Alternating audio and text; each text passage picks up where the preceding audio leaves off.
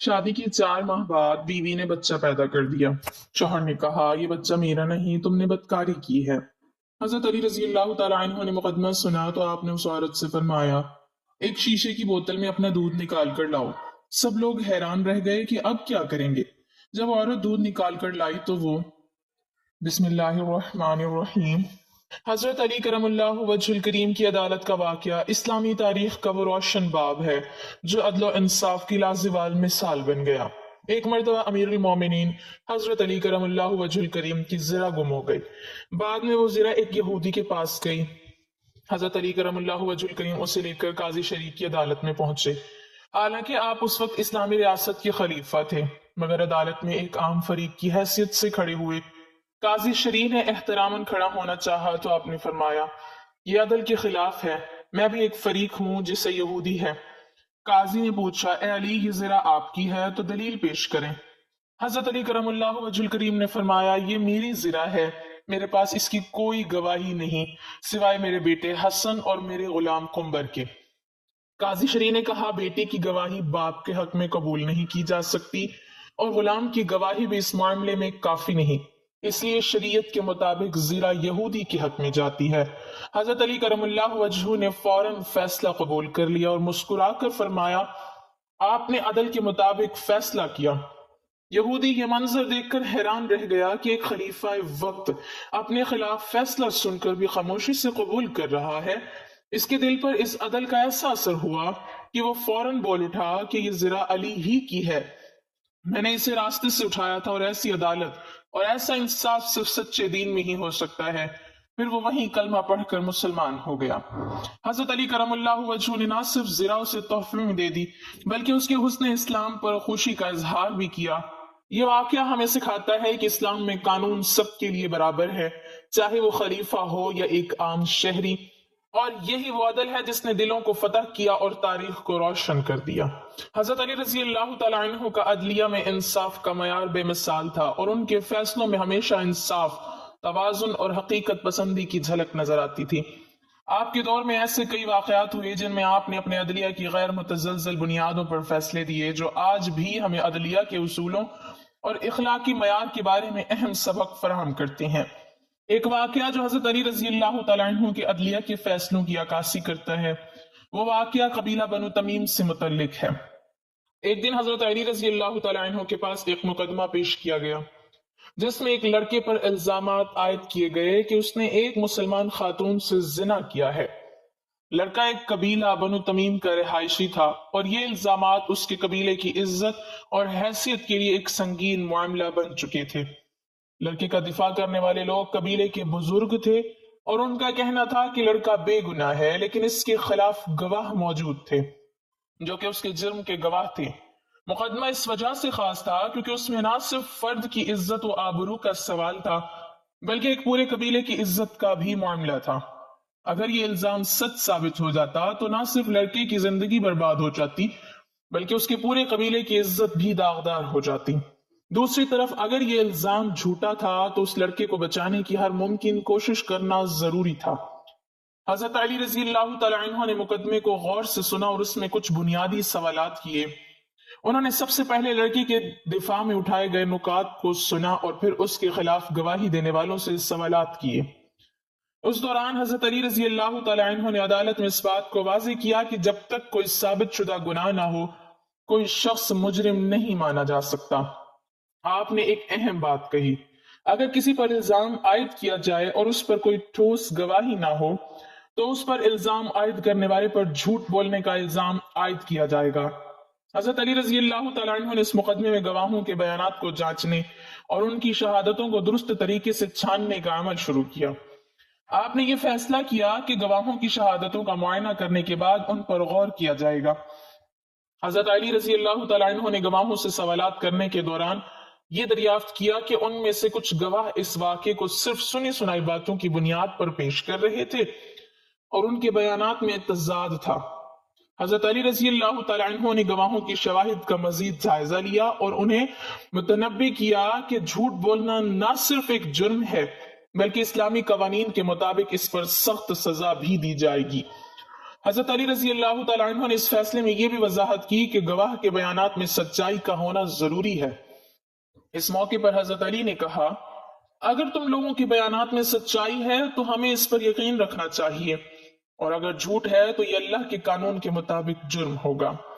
بالآخر حضرت علی رضی اللہ تعالیٰ عنہ نے گواہوں کی شہادتوں کو ضعیف پایا اور لڑکے پر عائد کیے گئے الزامات کو جھوٹا قرار دیا۔ آپ نے اس لڑکے کو بری کر دیا اور ان گواہوں کو سزا دینے کا حکم دیا جو جھوٹ بول کر کسی کی عزت پر حملہ کر رہے تھے۔ حضرت علی رضی اللہ تعالیٰ عنہ نے فرمایا کہ کسی کے خلاف جب تک سچی گواہی نہ ہو کسی پر الزام عائد نہیں کیا جا سکتا۔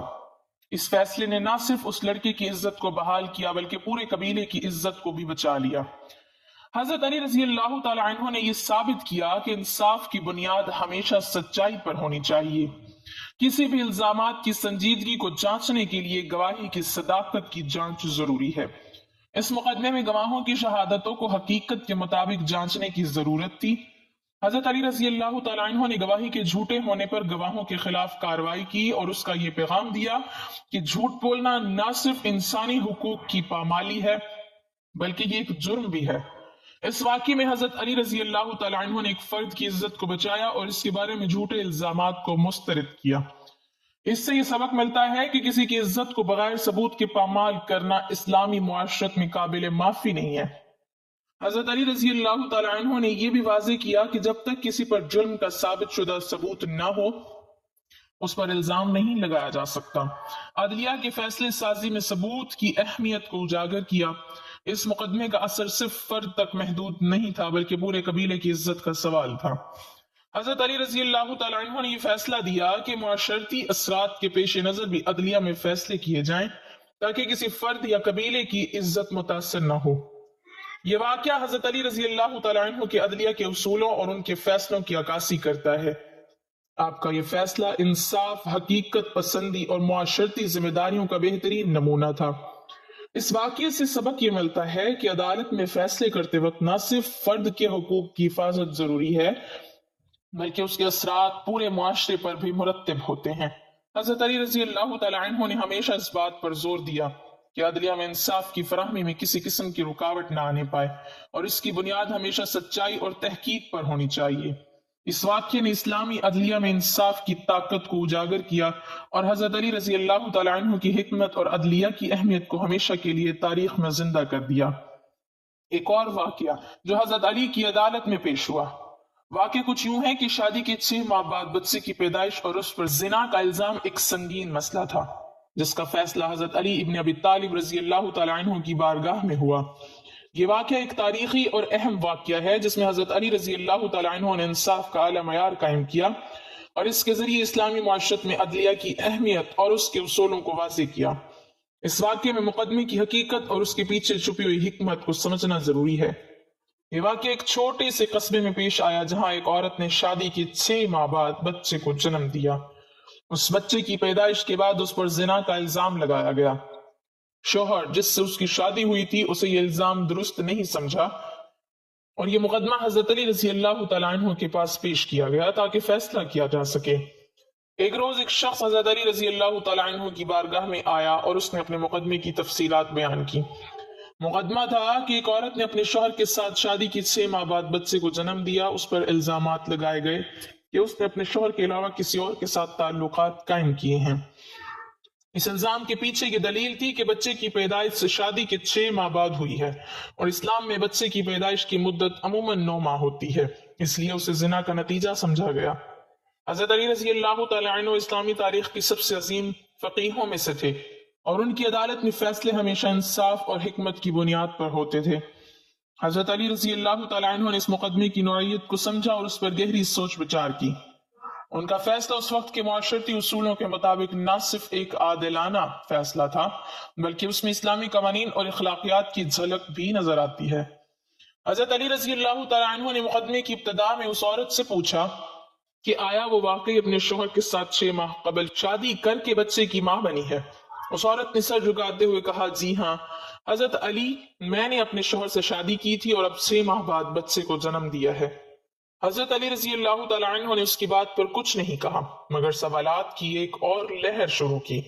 حضرت علی رضی اللہ تعالیٰ عنہ نے اس مقدمے کی نوعیت کو سمجھتے ہوئے سب سے پہلے اس بات کو واضح کیا کہ زنا کا الزام لگانے سے پہلے اس بات کا جائزہ لینا ضروری ہے کہ بچے کی پیدائش کا وقت کیا ہے۔ اسلام میں بچے کی مدت حمل 9 ماہ ہوتی ہے اور 6 ماہ بعد بچے کی پیدائش غیر متوقع اور غیر معمولی تھی، لیکن حضرت علی رضی اللہ تعالیٰ عنہ نے اس بات کو نظر انداز کرتے ہوئے اس حقیقت کو تسلیم کیا کہ بعض اوقات قدرتی حالات میں کچھ ایسی تبدیلیاں آ سکتی ہیں جو انسانوں کی مرضی یا اختیار سے باہر ہوتی ہیں۔ حضرت علی رضی اللہ تعالیٰ عنہ نے اس مقدمے کی قانونی بنیاد کو مضبوط کرنے کے لیے سوالات کیے تاکہ ان الزامات کے بارے میں مکمل طور پر واضح ہو جائے۔ انہوں نے عورت سے کہا کہ اس کا شوہر اس کے ساتھ کتنا وقت گزارا تھا اور کیا وہ شادی کے دوران اس کے ساتھ رہا یا نہیں۔ اس کے بعد حضرت علی رضی اللہ تعالیٰ عنہ نے اس عورت سے یہ بھی پوچھا کہ کیا اس نے اپنی زندگی میں کبھی کسی دوسرے مرد سے تعلق قائم کیا ہے۔ عورت نے ان سوالات کا جواب مثبت میں دیا اور کہا کہ اس کا شوہر ہمیشہ اس کے ساتھ رہا اور اس نے کسی اور سے تعلق قائم نہیں کیا۔ حضرت علی رضی اللہ تعالیٰ عنہ نے اس کیس کی تفصیلات کو غور سے سنا اور اس میں ایک اہم اصول کی بنیاد رکھی کہ کسی شخص کا بغیر ٹھوس ثبوت یا دلیل کے الزامات عائد نہیں کیے جا سکتے۔ حضرت علی رضی اللہ تعالیٰ عنہ نے اسلامی عدلیہ کے اصولوں کے تحت یہ فیصلہ کیا کہ اگر بچے کی پیدائش کے بعد اس کی بچیت کی تاریخ میں کوئی تنازع ہے تو اس کے حوالے سے مزید تحقیقات کی ضرورت ہے۔ حضرت علی رضی اللہ تعالیٰ عنہ نے اس مقدمے کو صحیح طور پر حل کرنے کے لیے ایک عملی قدم اٹھایا۔ انہوں نے اس بچے کا معائنہ کرنے کے لیے طبی ماہرین اور جدید علماء کو طلب کیا۔ اس سے یہ ثابت کرنے کی کوشش کی گئی کہ بچے کی پیدائش کا وقت صرف قدرتی عوامل سے متعلق تھا اور اس میں کسی قسم کی بددیانتی یا غیر اخلاقی عمل کا کوئی دخل نہیں تھا۔ حضرت علی رضی اللہ تعالیٰ عنہ کی زیر قیادت اس مقدمے کی تحقیقات کی گئیں اور اس دوران بچے کی جینیاتی نوعیت، صحت کی حالت اور دیگر عوامل کا جائزہ لیا گیا۔ یہ تحقیقات یہ ثابت کرنے میں کامیاب ہوئی کہ بچہ مکمل طور پر صحت مند تھا اور اس کی پیدائش کا وقت قدرتی تھا۔ تحقیقات کے بعد یہ بات واضح ہوئی کہ اس عورت نے اپنے شوہر کے علاوہ کسی دوسرے مرد سے تعلق قائم نہیں کیا تھا اور اس کی پیدائش محض قدرتی عوامل کا نتیجہ تھی۔ اس کے بعد حضرت علی رضی اللہ تعالیٰ عنہ نے اس عورت اور اس کے شوہر کو بلا کر کہا، تم دونوں پر کوئی الزام نہیں ہے اور تمہارے خلاف کوئی سزا نہیں ہے۔ حضرت علی رضی اللہ تعالیٰ عنہ کا فیصلہ اس وقت کے عدلیہ میں عدلیہ کی اعلیٰ معیار کی علامت بن گیا۔ حضرت علی رضی اللہ تعالیٰ عنہ نے ہمیشہ اس بات پر زور دیا کہ عدلیہ میں انصاف کی کوئی کمی نہیں ہو سکتی۔ اس مقدمے کا فیصلہ اسلامی معاشرت میں عدلیہ کی اہمیت اور ضرورت کو اجاگر کرنے والا تھا۔ حضرت علی رضی اللہ تعالیٰ عنہ نے اپنے فیصلے میں نہ صرف اسلامی قوانین اور ضوابط کی پاسداری کی بلکہ ایک اہم پیغام بھی دیا کہ مقدمات میں انصاف کی فراہمی کے لیے صحیح تحقیق اور گواہیاں ضروری ہیں۔ اس فیصلے نے یہ ثابت کیا کہ اسلامی معاشرت میں کسی پر جھوٹا الزام عائد کرنا اور اس کی عزت کو خراب کرنا سخت جرم ہے اور اس کے خلاف سخت سزا دی جائے گی۔ حضرت علی رضی اللہ تعالیٰ عنہ نے اس مقدمے میں عدلیہ کی اہمیت اور فیصلوں کی اہمیت کو واضح کیا۔ انہوں نے ایک عدلیہ کے ذریعے انصاف کی فراہمی کا ایک اعلیٰ نمونہ پیش کیا۔ اس مقدمے میں یہ ثابت ہوا کہ کوئی بھی الزام بغیر تحقیق کے تسلیم نہیں کیا جا سکتا جب تک کہ اس کے خلاف ٹھوس ثبوت نہ ہو۔ کسی کو بے گناہ نہیں سمجھا جا سکتا۔ حضرت علی رضی اللہ تعالیٰ عنہ نے انصاف کی بنیاد پر فیصلہ کیا اور عوامی سطح پر ایک واضح پیغام دیا کہ الزامات کو سنجیدہ اور ٹھوس طریقے سے حل کیا جانا چاہیے۔ اس مقدمے سے یہ بھی ظاہر ہوتا ہے کہ اسلام میں انسان کی عزت کا بہت بڑا احترام ہے اور کسی کے بارے میں بغیر کسی ٹھوس ثبوت کے الزام لگانا بہت سنگین جرم ہے۔ حضرت علی رضی اللہ تعالیٰ عنہ کا یہ فیصلہ اسلامی تاریخ میں ایک شاندار اور اہم واقعے کے طور پر یاد کیا جاتا ہے جو عدلیہ کے اصولوں، اسلامی معاشرت میں انصاف اور تحقیق کی اہمیت کو اجاگر کرتا ہے۔ ایک شخص حضرت علی کرم اللہ وجہ الکریم کی عدالت میں حاضر ہوا۔ اس کی بیوی نے شادی کے صرف 6 ماہ بعد ایک بچے کو جنم دیا۔ شوہر نے عدالت میں آ کر کہا، یا علی، یہ بچہ میرا نہیں ہو سکتا کیونکہ ہماری شادی کو صرف 6 ماہ ہوئے ہیں۔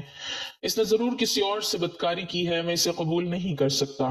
یہ الزام نہایت سنگین تھا۔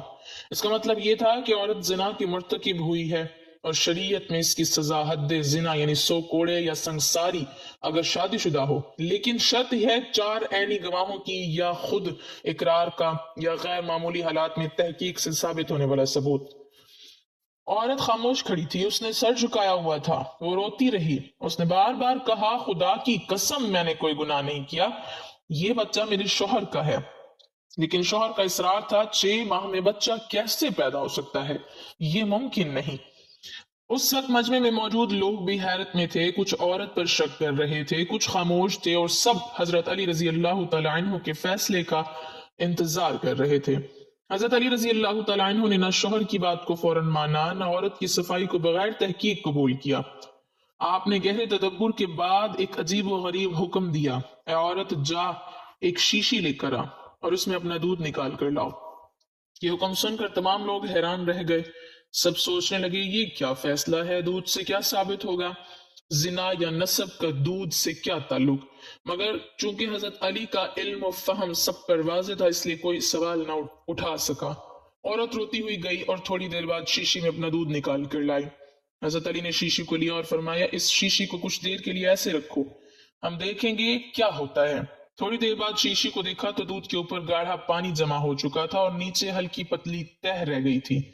حضرت علی رضی اللہ تعالیٰ عنہ مسکرائے اور فرمایا لوگو سن لو، یہ دودھ اس عورت کا ہے جو سچی اور پاک دامن ہے۔ اللہ نے اس کے دودھ کو گاڑھا رکھا ہے، اور اگر یہ زناکار ہوتی تو اس کے دودھ کی تہ پانی کی طرح پتلی ہوتی۔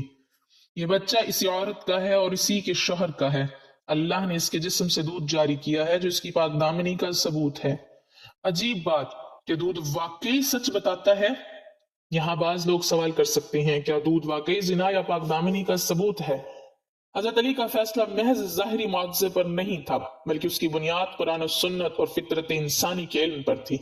قرآن کریم میں اللہ تعالیٰ نے فرمایا اللہ نے ماں کے حمل اور دودھ پلانے کو فطری عمل قرار دیا ہے جس میں اللہ کا نظام کام کرتا ہے۔ اگر عورت بدکار ہو یا اس کا حمل جھوٹ پر مبنی ہو تو اللہ کے بنائے ہوئے نظام میں کچھ نہ کچھ فرق ظاہر ہو سکتا ہے۔ حضرت علی کرم اللہ وجہ کی فقہی بصیرت اس نقطے کو سمجھ چکی تھی، اس لیے آپ نے فطرت کے اس عمل کو بطور دلیل استعمال کیا۔ عمل کی کم از کم مدت 6 مہینے ہے، یہ بات قرآن سے بھی اخذ کی جاتی ہے۔ قرآن مجید میں فرمایا اور اس کا حمل اور دودھ چھڑانے کا عرصہ مجموعی طور پر 30 مہینے ہے، اور سورہ لقمان میں فرمایا اور اس کا دودھ چھڑانا 2 سال یعنی 24 مہینے ہے۔ اگر 30 مہینے میں سے 24 مہینے نکال دیں تو 6 مہینے حمل کی کم از کم مدت بچتی ہے، یعنی حمل 6 مہینے کا ہو سکتا ہے۔ اس بنیاد پر حضرت علی رضی اللہ تعالیٰ عنہ نے اس عورت پر زنا کا الزام رد کر دیا اور فرمایا جب اللہ نے قرآن میں کہا ہے کہ حمل 6 مہینے کا بھی ممکن ہے تو ہم کسی عورت پر جھوٹا الزام کیوں لگائیں؟ حضرت علی نے نہایت حکمت، عدل اور علم کے ساتھ فیصلہ دیا، عورت کو پاک دامن قرار دیا، شوہر کی توبہ نصیحت کی، بچے کو نسباً جائز قرار دیا، مجمع کو ہدایت دی کہ کبھی کسی عورت کی عزت پر شک نہ کرو جب تک تمہارے پاس واضح ثبوت نہ ہو، اللہ کی بنائی ہوئی فطرت میں شک نہ ہو۔ اللہ تعالی ہمیں دین کی مکمل سمجھ نصیب فرمائے اور ہمیں نیکوکاروں میں شامل کرے، آمین۔ ناظرین کمنٹ باکس میں اللہ تعالیٰ کے 99 ناموں میں سے ایک نام ضرور ٹائپ کریں۔